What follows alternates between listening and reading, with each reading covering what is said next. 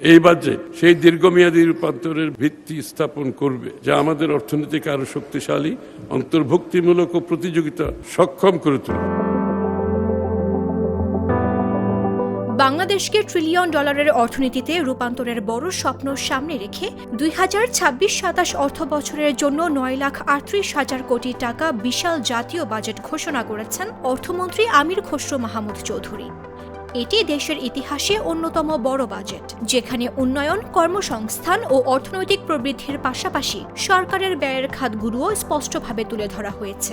2026-27 অর্থ বছরে মোট 9,38,000 কোটি টাকা ব্যয় প্রাক্কলন করা হয়েছে, যা জিডিপির 13.7% এবং বিগত অর্থ বছরের বাজেটের তুলনায় 1,48,000 কোটি টাকা বেশি। কালার এক্সপার্ট ডার্ক স্যাপ এবং মাইল্ড অন হ্যান্ডস টেকনোলজি সমৃদ্ধ অরিক্স অ্যাডভান্স ডিটারজেন্ট পাউডার আপনার লন্ড্রি এক্সপার্ট।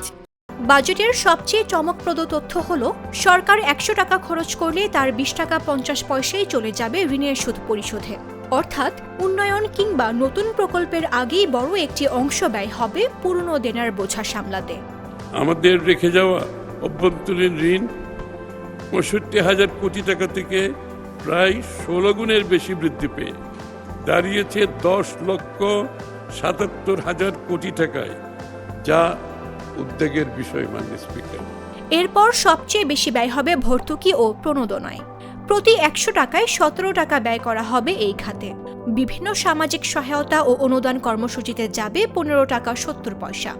সরকারি কর্মকর্তা কর্মচারীদের বেতন ভাতার জন্য বরাদ্দ রাখা হয়েছে 14 টাকা 40 পয়সা। পণ্য ও সেবার খাতে 9 টাকা, অপ্রত্যাশিত ও অন্যান্য ব্যয়ে 6 টাকা 40 পয়সা, পেনশনে 5 টাকা 70 পয়সা, শেয়ার ও ইকুইটিতে 5 টাকা 30 পয়সা এবং সম্পদ সংগ্রহে 3 টাকা 40 পয়সা ব্যয় করা হবে।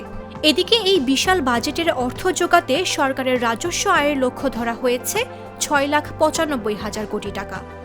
এর মধ্যে কর আদায় থেকেই আসবে 6,29,000 কোটি টাকা।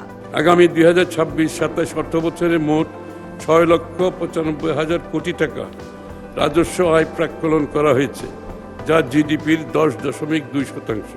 সব মিলিয়ে বাজেটটি শুধু সংখ্যার হিসাব নয়, বরং ট্রিলিয়ন ডলারের অর্থনীতির পথে বাংলাদেশের আগামী দিনের রোডম্যাপ হিসেবেই দেখছেন সংশ্লিষ্টরা। এখন দেখার বিষয়, কাগজের এই বিশাল পরিকল্পনা কতটা বাস্তবে রূপ নেয়। নিউজ ডেস্ক, জাগো নিউজ।